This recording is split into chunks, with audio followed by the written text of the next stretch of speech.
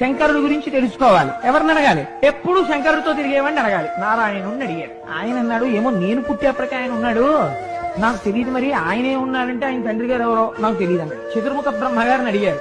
ఏమో నాకు తెలియదు అన్నాడు ఆయన.